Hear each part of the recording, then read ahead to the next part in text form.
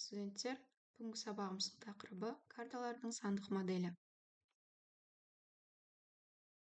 Географиялық нысанның сандық үлгісі оның кеңістіктегі орнын анықтайтын координата жүйесінде бейнеленеді.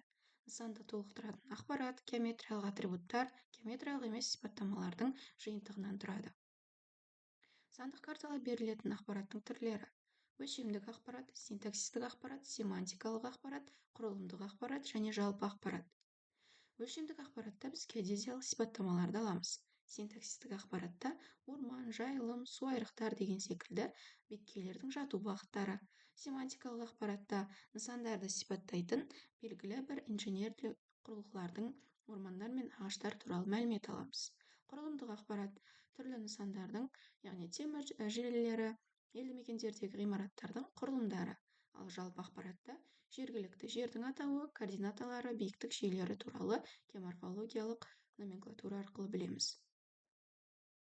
Сандық карталардағы әдіс-тәсілдер: дәстүрлі жолмен жасалған карталарды сандық форматқа көшіру, қашықтықтан зерделеу жолымен алынған ақпаратты фотограмметриялық өңдеуден өткізу, далалық геодезиялық түсірілім жасау, қарапайым далалық көз мөлшерлік түсірілімдерден тұрады.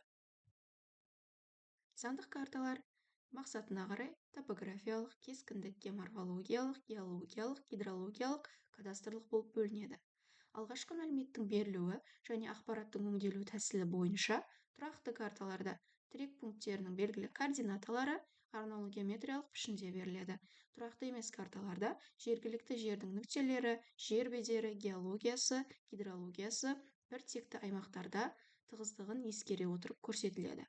Құрылымдық карталарда нүктелер жер бедерінің ірі орографиялық бірліктерінің белгілі координаталарына негізделе отырып жасалынады. Ақпараттың берілуі: сандық карталар арнайы ақпараттар базасында сақталады. Оны жеке сақтау мүмкін емес. Оларды түрлі ақпарат жүйесіне алмастыру үшін алмасуды қамтамасыз ететін бағдарламалар қолданылады. Суретте бізде А суреті және Ә суреті берілген. А суретінде шаршымен тең берілі үшбұрышты нүктелер арқылы ақпараттың берілуі, Ә суретінде магистраль бойындағы сызықтардың нүктелер арқылы ақпараттың берілуі. Ақпараттардың берілуі жергілікті жердің үш өлшемді үлгісін экранға шығарып, жұмыс жасауын арнайы гаш, яғни географиялық ақпараттық жүйе бағдарламасы жүзеге асырады. Бұл жүйенің басымдық жақтары: жаңа мәліметтерді енгізу, қажетті ақпараттарды өздігінен іздеу, масштабты өзгерту және тұтынушыға қажетті деген ақпаратты сұраныс бойынша экран бетіне шығару. Экран бетіне картаны шығару растрлық тәсілмен, векторлық тәсілмен жүреді. Растрлық тәсіл бойынша сандық картографиялық ақпарат пиксель түрінде беріледі. Яғни растрлық сурет бізде кемшілігі бейнені үлкейтсе бір тектес бола бастайды. Векторлық тәсіл ақпаратты арнаулы векторлық сызықтар және геометриялық пішіндер арқылы берілетіндіктен масштаб үлкейген немесе кішірейген кезде өзгеріске ұшырамайды. Ендеше тапсырма: географиялық диктант.